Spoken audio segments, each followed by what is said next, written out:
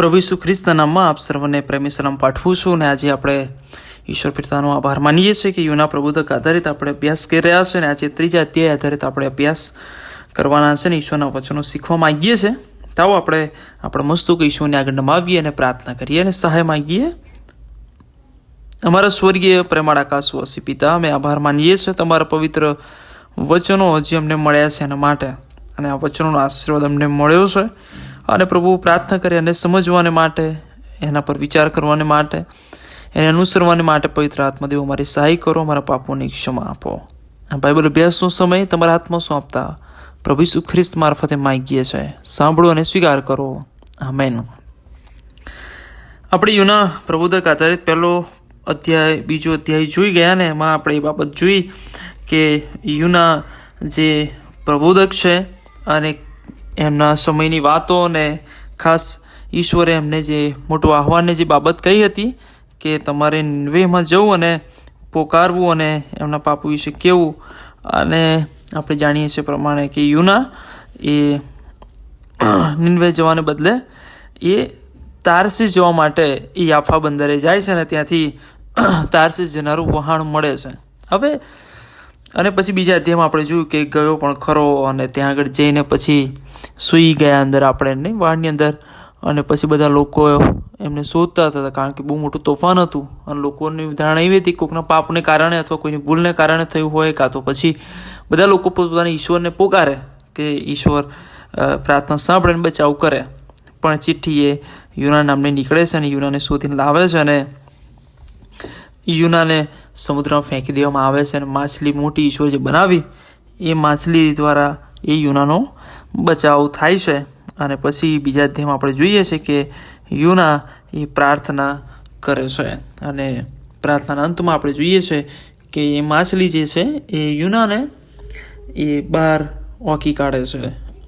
હવે જુઓ એક બાબત કે ઈશ્વર યુનાને મોકલવા માગે છે, યુના જવા માગતો નહોતો. અને એનું કારણ એ પણ છે કે આજે નિનવેના લોકો છે, જે આસુરિયન કહેવાય અથવા આસુરના લોકો છે, એ બધા બહુ ક્રૂર ને બહુ ખતરનાક કહેવાય ને એવા લોકો હતા. અને એ લોકો એમની જે ક્રૂરતા ને એમની જે શિક્ષા કરવાની પદ્ધતિ એ બધી એટલી ભયાનક હતી. કદાચ યુના એ જાણીને પણ કદાચ ગભરાયો હોય કે ભાઈ એવા લોકોની મધ્યે જવું ને ત્યાં આગળ હું પોકાર કરું. અને એટલે આ યુના જે છે કદાચ નાસી ગયો હોય એવું બની શકે.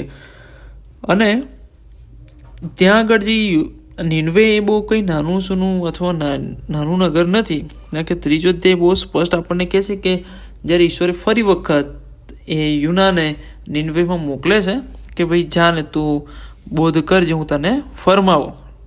એટલે આ તો બહુ મોટું નગર, અને એવું વર્ણન કરવામાં આવ્યું છે કે 3 દિવસની મજલ જેટલો તેનો ઘેરાવો હતો. કે જો તમારે આખો ઘેરાવો ફરવો હોય તો 3 દિવસ તમે કન્ટિન્યુઅસ ચાલો તો એ પૂરું કરી શકો. અને એટલે એ 3 દિવસની મજલ કાપીને આ યુનાએ એ પ્રબોધ કરવાનો હતો.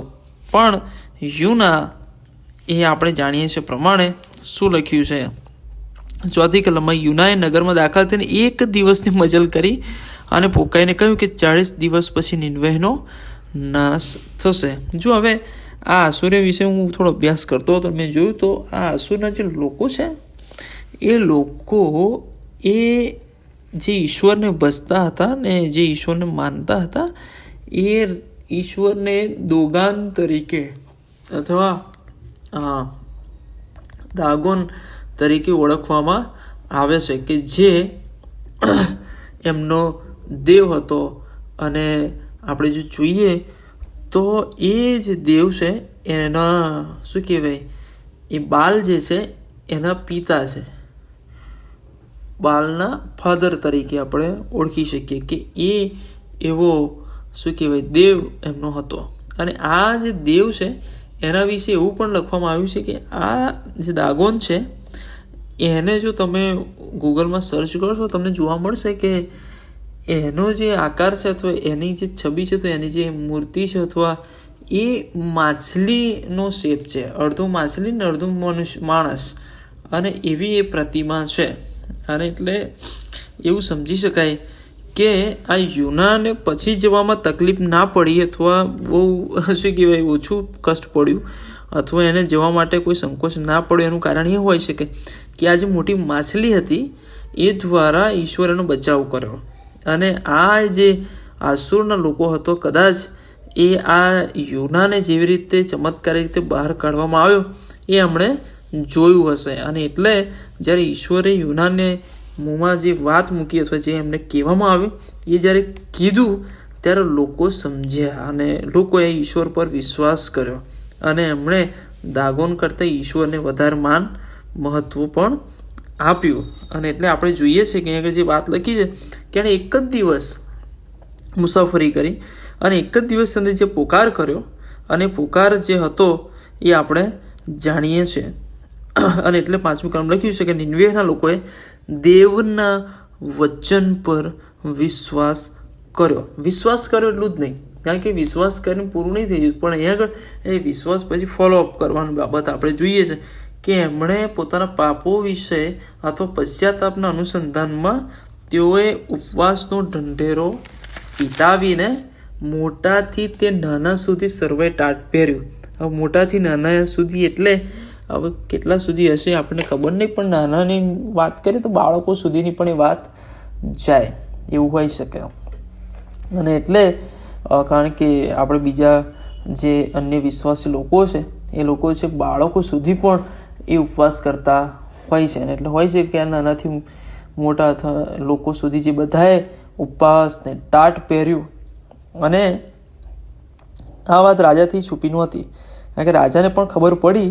એટલે રાજાએ શું કર્યું, પોતાની ગાદી પરથી ઉઠ્યો ને પોતાનો જબ્બો પોતાના અંગ પરથી ઉતારી નાખીને પોતાને અંગે ટાટ ઓઢીને એ રાખમાં બેઠો.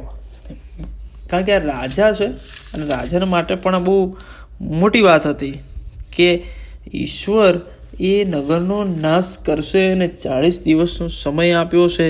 અને હવે એના માટે એક જ ઉપાય હતો, કારણ કે એ આ 40 દિવસમાં નિનવેને બચાવી શકે એવી એની કોઈ લાયકાત નહોતી, કારણ કે ઈશ્વરની આગળ નિર્બળ છે. અને એટલે આ યુના સંબંધી પણ એણે જે સાંભળ્યું હશે બધા પરથી એ ઈશ્વરના વચન પર એણે પણ વિશ્વાસ કર્યો.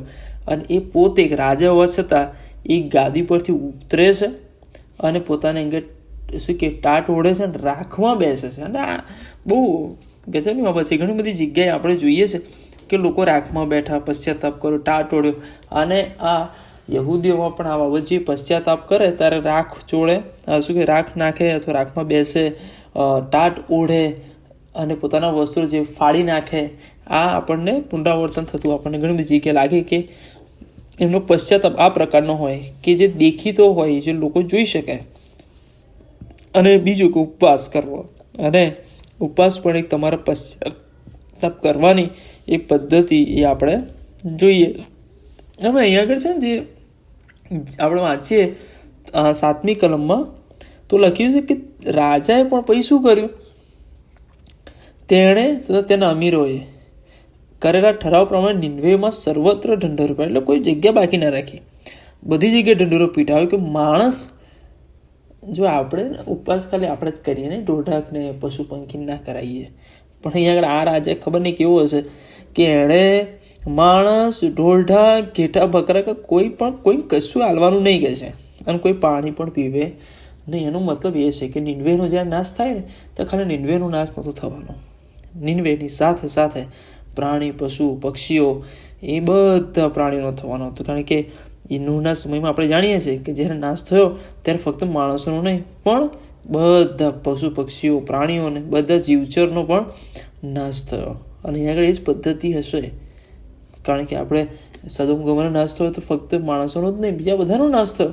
અને એટલે જ્યારે માણસો પાપ કર્યો આદમ અને હવાના સમયમાં, ત્યારે એ ફક્ત આદમ ને હવા અને મનુષ્ય જાત શાપિત થઈ એટલું નહોતું, પણ સમગ્ર સૃષ્ટિ બધા જ એ શ્રાપિત થયા હતા. અને આગળ પણ એ બાબત આપણે જોઈ શકીએ છીએ કે આ રાજાએ ઢંઢેરો પીટાવ્યો અને બધા ઢોઢા, ઘેટા, બકરા કે કોઈ કંઈ પણ પાણી ના પીવે ને ખોરાક પણ ખાય નહીં. અને બધાને એવું કીધું કે ભાઈ માણસ તા પશુ બંને ટાટ ઓઢે. જો પશુ જે હોય ને એને ટાટ ઉઠાડ્યું અને તેઓ દેવની આગળ મોટેથી પોકાર કરે. જો કે બહુ ગજબની બાબત છે કે લોકોએ ફક્ત ટાટવાને પણ પોકારવાનું, બોલવાનું પોતાના મુખેથી, ઉચ્ચારવાનું. અને લખ્યું છે કે હા, તેઓ સર્વ પોતપોતાના દુષ્ટ આચરણો તજેતા પોતપોતાને હાથ થતો જોર જુલમ બંધ કરે. આનો અર્થ એ તો રાજાને બધી ખબર હતી કે મારા રાજ્યમાં શું શું ચાલી રહ્યું છે, મારા રાજ્યમાં કયા કયા દુષ્ટ કામો થઈ રહ્યા છે, મારા કામગર શું કહેવાય નગરમાં કયા જોર જુલમ થાય છે, બધું રાજાને ખબર હતી. એટલે રાજાએ બહુ સ્પષ્ટતાથી આ ઢંઢેરો પીટાવડાવ્યો, આ લોકોને પશ્ચાતાપ કરાવડાવ્યો અને લોકોને જાહેર કર્યું કે બધા જ લોકો એ પોકાર કરે, ઉચ્ચારણ કરે પોતાના મુખથી. અને આપણે પ્રાર્થના ગુણ કરીએ એવું નહીં, આ લોકો મોટેથી પોકારે, લોકો સાંભળે, લોકો સમજે, લોકો એકબીજાને કહી શકે, અથવા બધા એક સાથે પોકારે કે આપણા પાપો, દુષ્ટતા, અપરાધો જે કરે ઈશ્વરને કહે. અને એ ખાનગી રીતે બંધ બારણે નહીં પણ જોરથી પોકારવાની વાત આ હતી. અને લખ્યું છે 9મી કલમ, રાજા આ બધું કરાવ્યું પછી છતાંય એ કોન્ફિડન્સથી નહીં પણ એવું કે આથી કદાચ દેવ પોતાનો વિચાર બદલીને પશ્ચાતાપ કરે અને પોતાનો ઉગ્ર કોપ તજી દે, જેથી આપણો નાશ ન થાય. એટલે રાજા એ આટલું બધું કર્યા પછી પણ એ ઈશ્વર તરફથી એ સાક્ષી આપતું નથી કે આવું કરીશું તો બચી જઈશું. પણ એ કહે છે કે આપણે પ્રયત્ન કરીએ, કારણ કે આપણા પાપો એટલા બધા છે, આપણી દુષ્ટતા, આપણો જોર જુલમ એટલો બધો છે કે આપણને ઈશ્વર માફ કરે એ ન પણ કરે. અને એટલે કે છે આપણે બધા સાથે મળીને પ્રયાસ કરીએ, પ્રયત્ન કરીએ કે જેથી કહીને ઈશ્વર એનો વિચાર બદલે. અને 10મી કલમ બહુ સ્પષ્ટ કહે છે કે રાજાએ આવું કર્યું, પ્રજાએ આવું કર્યું, ઢોઢાકે આવું કર્યું ને એટલે 10મી કલમ કહે છે કે તેઓના કામ દેવે જોયા. મારો ઈશ્વર જુએ છે. એ આ બહુ સ્પષ્ટ અહીંયા આગળ આ યુના પ્રબોધક નોંધે છે. ઈશ્વરને શિક્ષા કરવામાં મજા આવતી નથી. ઈશ્વર શિક્ષા કરવાથી ખુશ થાય છે એવું નથી. ઈશ્વર આપણો નાશ કરવાથી એને સારું લાગે છે એવું પણ નથી. ઈશ્વર પ્રેમાળ છે, ભલા છે, કરુણાળુ છે. એને તો કોપ એ તો ના છૂટકે કરવો પડે છે, એને શિક્ષા ના છૂટકે કરવી પડતી હોય છે. બાકી ઈશ્વર તો ભલો છે. અને એટલે લખ્યું છે કે જ્યારે ઈશ્વર તક આપી, તકને સ્વીકારી, અને જ્યારે ઈશ્વરે એમના કામો જોયા, એમનું બદલાણ જોયું, એમના જીવનોની અંદર એ પરિવર્તન જોયું, તો લખ્યું છે કે તેઓના કામ દેવે જોયા, તેઓએ પોતાના દુષ્ટ આચરણ તજી દીધા, અને આથી તેઓ પર જે વિપત્તિ આણવાનું દેવે કહ્યું હતું તે વિશે તેને પશ્ચાતાપ. તો જો ઈશ્વર છે ગુસ્સે થાય છે, ક્રોધે ચડાય છે કે આવું ના ચલાવી લેવાય, હું પવિત્ર ઈશ્વર છું. પણ જ્યારે લોકો પાછા ફરે છે, શુદ્ધિકરણ અપનાવે તો ઈશ્વર પણ પશ્ચાતાપ થાય, ઈશ્વર પણ ખેદિત થાય છે કે મારે એમના માટે આવું ના કરવું જોઈએ. અને એ ઈશ્વર છે કે જે આપણને પ્રેમ કરે છે.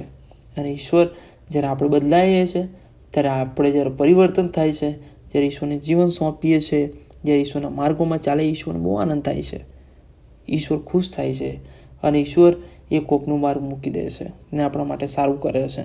લખવામાં આવ્યું છે કે તેને પશ્ચાતાપ થયો અને તેણે તે આપત્તિનો અમલ કર્યો નહીં. એનો મતલબ એ પણ છે કે આપત્તિ ચોક્કસ હતી, શિક્ષા ચોક્કસ હતી, અને ઈશ્વરે એનું નાશ કરવાનું ચોક્કસ નિર્માણ કરેલું હતું. અને એમાં કોઈ શંકા નથી કે ઈશ્વર ના કરે. અને એમના માટે બધું જ હતું. પણ ઈશ્વરે એ જ તક આપી, જે 40 દિવસનો સમય આપ્યો, અને જે એમના માટે માર્ગ રાખેલો એ આ લોકોએ સ્વીકારી લીધો. અને એના લીધે આપણે જાણીએ છીએ પ્રમાણે, વાંચ્યું પ્રમાણે કે ઈશ્વર એમને બચાવ્યા, અથવા એમના માટે ઈશ્વરે ભલાઈ કરી અને આપત્તિમાંથી એમને બહાર કાઢ્યા. ભલો આજે આપણે ક્યાં છે?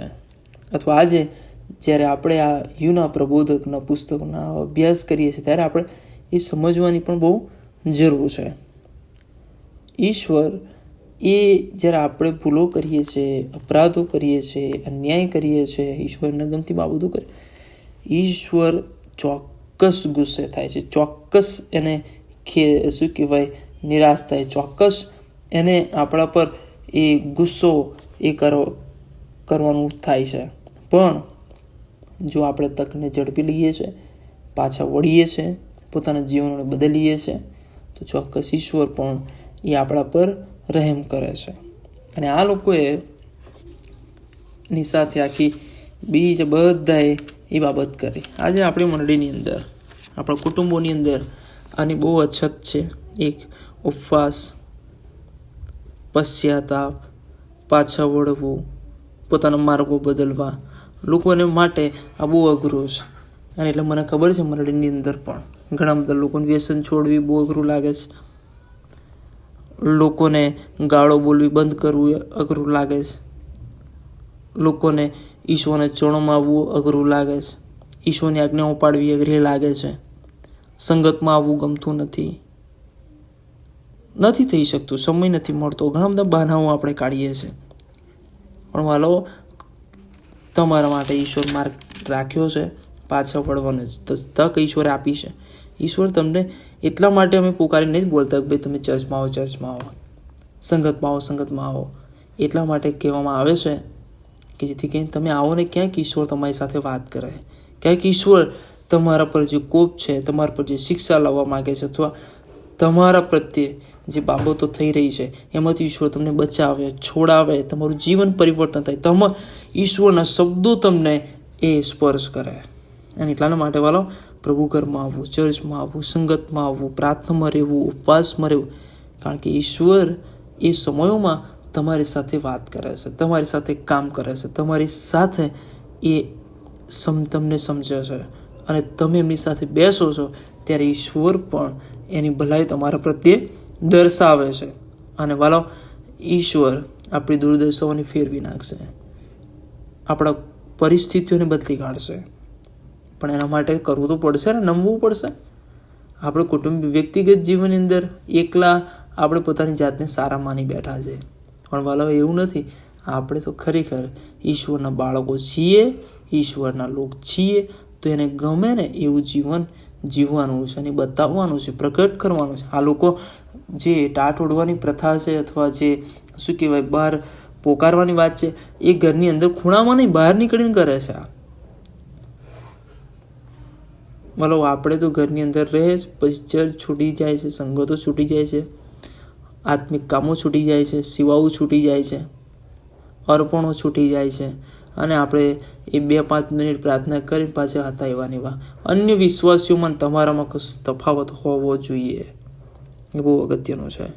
અને એટલા માટે વાલો, આ યુનાએ બહુ લાંબી મજલ નથી કાપી, 3 દિવસની કે 1 દિવસમાં પતાવી દીધું. જેમણે સાંભળ્યું એમણે વિશ્વાસ કર્યો, રાજાએ સાંભળ્યું, વિશ્વાસ કર્યો. વાલો, શું તમે નથી સાંભળતા? જો તમે પણ સાંભળ્યું છે તો તમે પણ વિશ્વાસ કરો. ઈશ્વર તમને પણ પ્રેમ કરે છે. ઈશ્વર તમારા પરનો કોપ હટાવશે, તમારા પરની શિક્ષા હટાવશે, તમારા પર પ્રેમ દર્શાવશે, તમારા પર આવનાર કોપથી તમને બચાવશે, અને ઈશ્વર તમારા માટે સારું કરશે. નિર્ણય કરો કે હું ઉપવાસવાળું જીવન જીવીશ, ઉપવાસ કરતા શીખીશ, પ્રાર્થના કરતા શીખીશ, સંગતમાં આવતા શીખીશ. મારો હિસ્સો જે ઈશ્વર માટેનો છે, મારા જીવનનો સમય હોય, નાણાં હોય કે તાલંતો હોય, હું ઈશ્વરને આપીશ. કારણ કે અત્યારે તમારો ઉપયોગ શેતાન જ કરે છે, શેતાન ફાવી જાય છે. તમને બનાવ્યા ઈશ્વરે, પણ એનો જશ અથવા એનો લાભ એ શેતાન લઈ જાય છે. વાલો, આપણે સર્જનહારને માન જે ઘટે ને એને જ આપીએ, બીજાને નહીં. અને એટલા માટે વાલો, ઈશ્વરને આ લોકો પ્રત્યે એ પશ્ચાતાપ થયો, આપત્તિ આણવાનું મૂકી દીધું, કારણ કે એમના કામ જોયા. ઈશ્વર તમને જુએ છે, તમારા કામ જુએ છે, અને તમારા કામો પ્રત્યે એ દ્રષ્ટિપાત પણ કરે છે કે એમનું જીવન કેવું છે. અને એટલા માટે ઈશ્વર આપણા હૃદયને જુએ છે, એ આપણે ક્યારેય ભૂલી ના જઈએ. ઈશ્વર આ સમજવાને માટે આપણને સહાય કરે. પ્રાર્થના કરીએ. પવિત્ર ઈશ્વર, તમારા પવિત્ર વચનને માટે આભાર માનીએ છીએ. આ પ્રભુ, અમે તમારી સ્તુતિ કરીએ છીએ. યુના પ્રબોધક દ્વારા પ્રભુ તમે નિનવેની અંદર એ પ્રચાર કરાવડાવ્યો, લોકોએ સાંભળ્યું, એ વચન પર વિશ્વાસ કર્યો અને પશ્ચાતાપ કર્યો, પોતાના દુષ્ટ કામોને ત્યજી દીધા. માણસોની સાથે પશુ પક્ષીઓ અને જાનવરો ઢોરઢાક બધાએ પણ પશ્ચાતાપ કર્યો અને લોકોએ ઉપવાસ સાથે પોકારીને અરજ કરી. અને પ્રભુ તમે એ બધું જોયું, એમના કામો જોયા અને પ્રભુ તમને પશ્ચાતાપ થયો અને પ્રભુ તમે એમને બચાવી લીધા. આજે પ્રભુ અમારી મંડળીને, અમારા કુટુંબોને બચાવવાની જરૂર છે. હા પ્રભુ, પ્રાર્થના કરીએ છીએ તમે એમની સાથે વાત કરો, એમના હૃદયમાં તમે વાત કરો, એમની સાથે પ્રભુ તમે તમારી કૃપા દ્રષ્ટિ લંબાવો એવી વિનંતી કરીએ છીએ કે જેથી કરીને બધા લોકો વચન પર વિશ્વાસ કરીને, પસ્તાવો કરીને ઉપવાસ સાથે તમારી હજુરમાં આવે અને એમના માટે પ્રભુ તમારી જે મહાન યોજનાઓ છે એ પૂરી થાય. એમના કૌટુંબિક જીવનમાં, વ્યક્તિગત જીવનમાં જે પ્રશ્નોથી ઘેરાયેલા, દુઃખોથી ઘેરાયેલા છે, પીડાઓથી ઘેરાયેલા, બોજ તળે ઘેરાયેલા, એમાંથી તેઓ બહાર આવી શકે. તમારા માટે સઘળું શક્ય છે. ત્યારે પ્રભુ તમારા લોકો પર તમારી કૃપા દ્રષ્ટિ વહેતી કરો. તમારો પ્રેમ તેઓ પામી શકે, અનુભવી શકે, જાણી શકે એવું તમે થવા દો. આ તમારા વચનને માટે આભાર માનતા પ્રભુ ઈસુ ખ્રિસ્ત મારફતે માંગીએ છીએ. સાંભળો અને સ્વીકાર કરો બાપ. આમેન. હવે આપણા તારનાર પ્રભુ ઈસુ ખ્રિસ્તની કૃપા, દેવ આપનો પ્રેમ, પ્રભુ પવિત્ર આત્મા દિવ્ય અને મીઠી સંગત અને આશીર્વાદ આપણી સાથે, તેના સર્વ લોકોની સાથે હમણાં તે સદા સર્વકાળ સુધી રહો. આમેન.